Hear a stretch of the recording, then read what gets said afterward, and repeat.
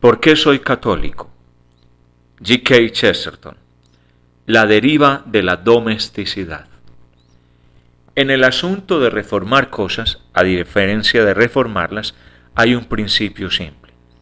Un principio el cual probablemente será llamado paradoja.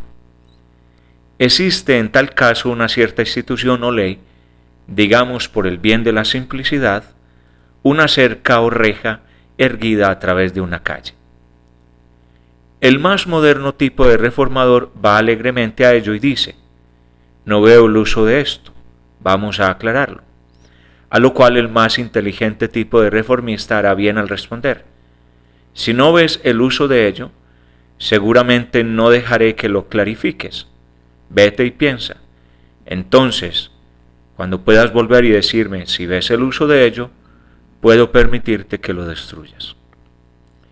Esta paradoja yace en el sentido común más elemental. La reja o la cerca no crecieron allí. No fue puesta por sonámbulos que la construyeron mientras dormían.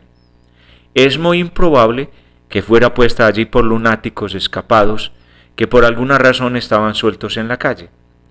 Alguna persona tuvo alguna razón para pensar que serían una cosa buena para alguien. Y hasta que sepamos cuál fue la razón, realmente no podemos juzgar sobre si la razón era razonable. Es extremadamente probable que hayamos pasado por alto algún aspecto de la cuestión, si algo construido por seres humanos como nosotros mismos parece no tener nada de sentido y misterioso. Hay reformistas que superan esta dificultad asumiendo que todos sus padres fueron tontos, pero si es así, solo podemos decir que esa locura parece ser una enfermedad hereditaria. Pero la verdad es que nadie tenía ningún motivo para destruir una institución social hasta que él la haya visto realmente como una institución histórica. Si él sabe cómo surgió y qué propósitos se suponía que servirían, probablemente él sea capaz de decir que fueron malos propósitos o que desde entonces se han convertido en malos propósitos o que hay propósitos que ya no son servidos. Pero si él simplemente mira la cosa como una monstruosidad sin sentido que de alguna manera surgió en su camino, es él y no el tradicionalista el que está sufriendo de una ilusión. Podemos incluso decir que está viendo las cosas en una pesadilla. Este principio aplica a miles de cosas, a pequeñeces al igual que a instituciones, a la convicción igual que a la convicción, a la convención al igual que a la convicción. Fue exactamente el tipo de persona como Juana de Arco quien sabía por qué las mujeres usaban faldas, quien estaba muy justificada a no usar una. Era exactamente el tipo de persona como San Francisco quien simpatizaba con el banquete y la hoguera, quien tenía más derecho a convertirse en un mendigo en la calle abierta. Y cuando en la emancipación general de la sociedad moderna, la duquesa dice que ella no ve por qué ella no puede jugar a la pídola, o el decano declara que él no ve una razón canónica válida por la cual él no puede pararse de cabeza, podemos decirle a estas personas con una benevolente paciencia: posterga, por lo tanto, la operación que completas hasta que hayas dado cuenta por reflejo maduro qué principio o prejuicio estás violando. Entonces juega la pídola o párate de cabeza y el Señor estará contigo. Entre las tradiciones que están siendo atacadas no inteligentemente, pero no inteligentemente, es la fundamental creación humana llamada casa o el hogar. Eso es una cosa típica con la que los hombres atacan, no porque puedan ver a través de ello, sino porque no pueden verlo en lo absoluto. Lo golpean ciegamente en una forma totalmente al azar y oportunista, y muchos de ellos lo tirarían sin siquiera pausarse para preguntarse por qué siquiera fue levantado. Es cierto que solo unos pocos de ellos habrán confesado este objeto en tantas palabras. Eso solo prueba que tan ciegos y torpes son.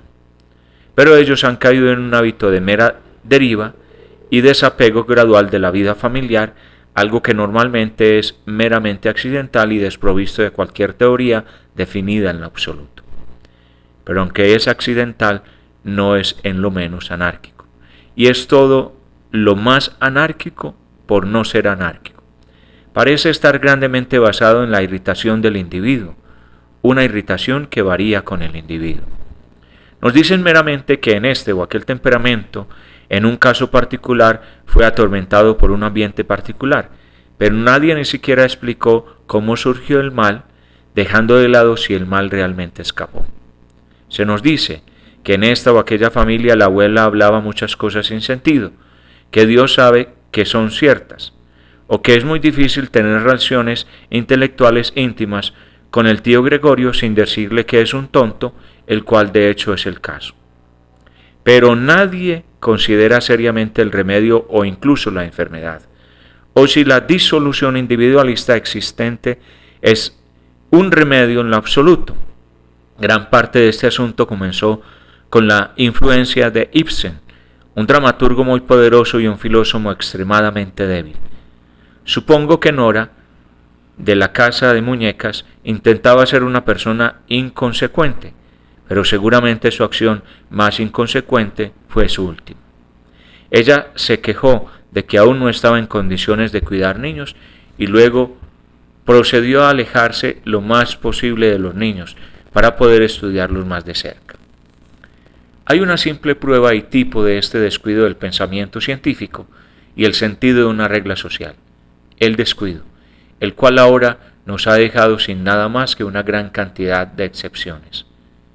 He leído cientos y miles de veces en todas las novelas y periódicos de nuestra época ciertas frases sobre el derecho justo de los jóvenes a la libertad, sobre el injusto reclamo de los ancianos a controlar, sobre la concepción de que todas las almas tienen que ser libres o todos los ciudadanos iguales, sobre lo absurdo de la autoridad o la degradación de la obediencia. No estoy discutiendo estos asuntos directamente por el momento, pero lo que me llama la atención tan asombrosamente es, en un sentido lógico, es que ninguno de esta multitud de novelistas y hombres de periódicos parece pensar en hacer la siguiente y más obvia pregunta. Nunca parece ocurrírseles preguntar qué pasa con la obligación opuesta. Si el hijo está libre de la primera para ignorar al padre, ¿por qué el padre no es libre de la primera para ignorar al hijo? Si el señor Jones, padre, y el señor Jones, hijo, son solo dos ciudadanos libres e iguales, ¿por qué debería un ciudadano ser una esponja en otro ciudadano por los primeros 15 años de su vida? ¿Por qué debería esperar que el señor Jones mayor alimente, vista y dé refugio de su propio bolsillo a otra persona sobre la cual no tiene ninguna obligación? Si no se puede pedir a la joven cosa brillante que tolere a su abuela, que se ha convertido en algo como un taladro, ¿por qué debería la abuela o la madre haber tolerado la joven cosa brillante en un periodo de su vida cuando ella no era por ningún medio brillante? ¿Por qué ellas la cuidaron laboriosamente en una época cuando sus contribuciones a la conversación eran raramente epigramáticas y no a menudo inteligibles? ¿Por qué debería Jones padre darle bebidas y comidas gratis a alguien tan desagradable como Jones hijo, especialmente en las fases inmaduras de su existencia? ¿Por qué no debería tirar al bebé por la ventana o en cualquier caso sacar a patadas al chico? Es obvio que estamos tratando con una situación real, la cual puede ser equidad, pero seguramente no es semejanza. Algunos reformistas sociales intentan evadir esta dificultad, lo sé, porque algunas vagas nociones sobre el Estado o una abstracción llamada educación, eliminando la función paterna. Pero esto, como muchas nociones de personas sólidamente científicas, es una ilusión salvaje de la naturaleza de la mera luz de la luna. Está basado en esa nueva y extraña superstición, la idea de recursos infinitos de organización. Es como si los oficiales crecieran como el pasto o se reprodujeran como conejos. Se supone que haya una cantidad ilimitada de personas asalariadas y de salarios para ellos, y deben hacer todo lo que los seres humanos naturalmente hacen por ellos mismos, incluyendo el cuidado de los niños. Pero el hombre no puede vivir totalmente tomando la ropa del bebé del otro. No pueden proveer un tutor para cada ciudadano. ¿Quién es el tutor de los tutores? El hombre no puede ser educado por máquinas, y aunque pueda que haya un robot albañil o carroñero, nunca habrá un robot maestro o institutriz. El efecto real de esta teoría es que una persona acosada tiene que cuidar a cientos de niños, en vez de una persona normal cuidando un número normal de ellos. Normalmente, esa persona normal está urgida por una fuerza natural que no cuesta nada y no requiere un salario, la fuerza de afecto natural por su joven, la cual existe incluso entre los animales. Si cortas esa fuerza natural y la sustituye por una burocracia pagada, eres como un tonto que debe pagarle a los hombres para que giren la rueda de su molino, debido a que se rehúsa a usar el viento o el agua que puede obtener gratuitamente. Eres como un lunático que debe regar cuidadosamente su jardín con una regadera, mientras que sostiene un paraguas por la lluvia. Ahora es necesario recitar estos truismos. Solo al hacerlo podemos empezar a tener un vistazo de la razón de la existencia de la familia, la cual empecé este ensayo pidiéndola. Todos estaban familiarizados con nuestros padres, que creyeron en los enlaces de la afinidad y también en los enlaces de la lógica. Hoy en día, nuestra lógica consiste principalmente en enlaces faltantes y nuestra familia en gran cantidad de miembros ausentes.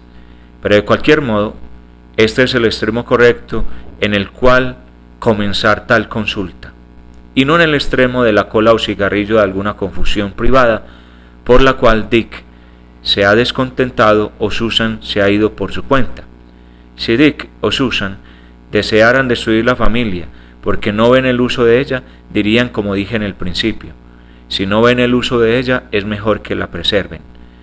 No tienen ningún asunto incluso pensando en destruirla hasta que hayan visto el uso de ella. Pero tiene otros usos, aparte del hecho obvio de que se refiere a un trabajo social necesario, siendo realizado por amor cuando no puede ser realizado por dinero.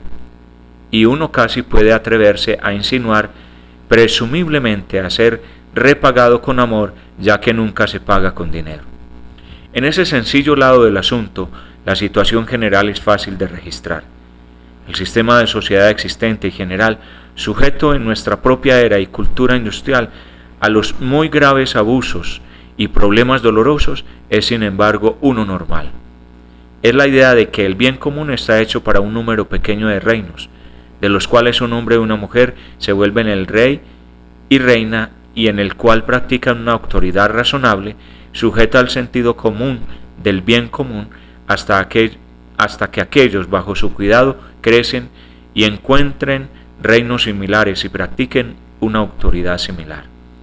Esta es la estructura social de la humanidad, mucho más antigua que todos sus registros y más universal que cualquiera de sus religiones, y todos los intentos de alterarla son pura plática y payasadas. Pero la otra ventaja del grupo pequeño ahora no está tan descuidada como simplemente no realizada. De nuevo aquí tenemos algunas ilusiones extraordinarias esparcidas por toda la literatura y periodismo de nuestra época. Estas ilusiones ahora existen en tal grado que podemos decir, para todos los propósitos prácticos, que cuando una cosa ha sido declarada alrededor de 1000 veces, como obviamente cierta, es casi seguramente obvio que es falsa. Tal declaración puede ser especialmente notada aquí. Indudablemente, hay algo que decir en contra de la domesticidad y en nuestro favor de la deriva general hacia la vida en los hoteles, clubes, escuelas, asentamientos comunales y el resto, o para una vida social organizada sobre el plan de los grandes sistemas comerciales de nuestra época. Pero la verdaderamente extraordinaria sugerencia normalmente hecha es que este escape del hogar es un escape hacia una libertad mucho mayor. El cambio es en realidad ofrecido como favorable para la libertad. Pero cualquiera puede pensar, por supuesto, es exactamente lo opuesto. La división doméstica de la sociedad humana no es perfecta. Ser humano no logra libertad completa, una cosa algo difícil de hacer o incluso definir.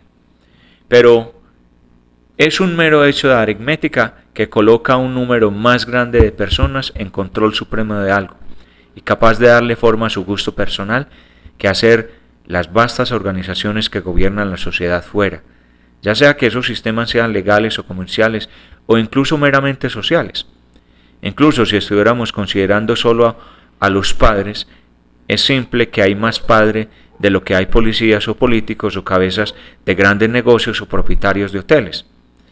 Como debo sugerir en un momento, el argumento en realidad aplica indirectamente a los hijos, también igual que directamente a los padres. Pero el punto principal es que el mundo fuera del hogar ahora está bajo una rígida disciplina y rutina, y solo es dentro del hogar que realmente hay un lugar para la individualidad y la libertad. Cualquiera que salga por la puerta del frente está obligado a entrar a una procesión, todos yendo en la misma dirección y en gran parte incluso obligados a vestir el mismo uniforme. Los negocios, especialmente los grandes negocios, ahora están organizados como un ejército. Es como algunos dirían, un tipo de suave militarismo sin matanza, como debería decirse, un militarismo sin las virtudes militares. Pero de cualquier modo, es obvio que 100 clérigos en un banco o 100 meseras en una tienda de té están más reglamentados y bajo regla que los mismos individuos cuando cada uno ha ido de vuelta a su propia vivienda o alojamiento, colgado a sus fotos favoritas o fragante con sus cigarros baratos favoritos. Pero esto, lo cual es tan obvio en el caso comercial, no es menos cierto incluso en el caso social. En la práctica, la búsqueda del placer es meramente la búsqueda de la moda. La búsqueda de la moda es meramente la búsqueda de la convención, solo que resulta ser una nueva convención. Los bailes de jazz, los paseos de diversión, las fiestas de gran placer y el entretenimiento de los hoteles no hacen más provisiones para un gusto realmente independiente que lo que hacían las modas del pasado. Si una joven chica rica quiere hacer todo lo que las otras jóvenes chicas ricas están haciendo, ella encontrará gran diversión en ello, simplemente porque la juventud es divertida y la sociedad es divertida. Ella disfrutará ser moderna exactamente como su abuela victoriana disfrutó ser victoriana. Y muy bien también, pero es la diversión de la convención, no el disfrute de la libertad. Es perfectamente saludable para todas las personas jóvenes de todos los periodos históricos juntarse hasta un grado razonable y entusiásticamente copiarse entre sí. Pero en ello hay algo particularmente fresco y seguramente nada particularmente libre. La chica que le gusta afeitarse su cabeza y polvorear su nariz y vestir faldas cortas, encontrará el mundo organizado para ella y caminará felizmente con la procesión. Pero una chica que resultó tener su cabello largo hasta los tobillos o llenándose de gauds barbáricos y prendas de vestir, o lo más horrible de todo, dejando su nariz en su estado natural, ella aún será bien aconsejada de hacer estas cosas en sus propias premisas. Si la duquesa quiere jugar pídola, ella no puede comenzar de repente saltando en forma de rana a través del salón de fiestas del Hotel Babilón, cuando está repleto con las mejores 50 parejas profesionalmente practicando el baile más moderno para la instrucción de la sociedad. La duquesa encontrará más sencillo practicar la pídola a la admiración de sus amigos íntimos en el salón de paneles de roble en el castillo de Fixed Dragon. Si el decano tiene que pararse de cabeza, él lo hará con más facilidad y gracia en la calmada atmósfera del decanato que intentarlo hacer para interrumpir el programa de entretenimiento social ya organizado para fines filantrópicos. Si hay algo en esta rutina impersonal en cosas comerciales e incluso sociales, va sin decir que existe y siempre tiene que existir en cosas políticas y legales. Por ejemplo, los castigos del Estado tienen que estar barriendo todas las generalizaciones, solo con los castigos del hogar que posiblemente pueden ser adaptados al caso individual, porque es solo allí que el juez puede saber algo del individuo. Si Tommy toma un dedal de plata de una cesta, su madre puede actuar muy diferentemente de acuerdo a si sabe que lo hizo por diversión o por rencor o para vendérselo a alguien o para meter a alguien en problemas. Pero si Tompkins toma un dedal de plata de una tienda, la ley no solo puede, sino que lo castigará de acuerdo a la regla hecha para todos los ladrones o ladrones de plata.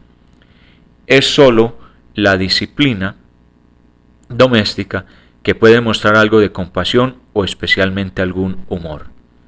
No digo que la familia siempre tenga que hacer esto, pero digo que el Estado nunca debe intentarlo. Así que incluso si consideramos solamente a los padres como principales independientes y a los hijos meramente como sujetos, la libertad relativa de la familia puede y por lo común funciona a favor de esos sujetos. Pero mientras que los hijos sean hijos, siempre serán los sujetos de alguien. La pregunta es si ellos se distribuirán naturalmente bajo sus príncipes naturales, como decía la vieja frase, quien normalmente siente por ellos lo que nadie más sentirá, una afección natural. Me parece claro que esta distribución normal de la mayor cantidad de libertad a la mayor cantidad de personas. Mi queja de la deriva antidoméstica es poco inteligente. Las personas no saben lo que están haciendo, porque no saben qué están dejando de hacer. Hay una multitud de manifestaciones modernas, desde la más grande hasta la más pequeña, abarcando desde el divorcio hasta las fiestas del picnic. Pero cada una es un escape separado o evasión, y especialmente una evasión del punto en cuestión. Las personas deben decidir en una forma filosófica si desean la orden tradicional social o no, o si hay una alternativa particular deseada. Tal como está, trata la pregunta pública meramente como un desastre o mezcla de preguntas privadas. Incluso, al ser antidomésticas, son muy domésticas en su prueba de domesticidad. Cada familia considera solo su propio caso y el resultado es meramente estrecho y negativo. Cada caso es una excepción a una regla que no existe. La familia, especialmente en el estado moderno, se encuentra en necesidad de una corrección considerable y reconstrucción. La mayoría de las cosas lo necesitan en el estado moderno, pero la mansión familiar debe ser preservada o destruida o reconstruida. No se debe permitir que se caiga a pedazos bloque a bloque, porque nadie tiene ningún sentido histórico del objeto de albañilería. Por ejemplo, los arquitectos de la restauración deberían reconstruir la casa con grandes puertas de fácil abertura, para la práctica de la antigua virtud de la hospitalidad. En otras palabras, la propiedad privada debería ser distribuida con suficiente igualdad decente para permitir un margen de cópula festiva. Pero la hospitalidad de una casa siempre será diferente a la hospitalidad de un hotel, y será diferente en ser más individual, más independiente, más interesante que la hospitalidad de un hotel. Está perfectamente bien que los jóvenes Browns y los jóvenes Robinson deban conocerse y mezclarse y bailar y hacer cultos de ellos mismos, de acuerdo al diseño de su creador, pero siempre habrá algunas diferencias entre los unos entreteniendo a los otros y los otros entreteniendo a los unos. Y siempre habrá una diferencia en favor de la variedad, de la personalidad, de las potencialidades de la mente del hombre, o en otras palabras, de la vida, libertad y la búsqueda de la felicidad.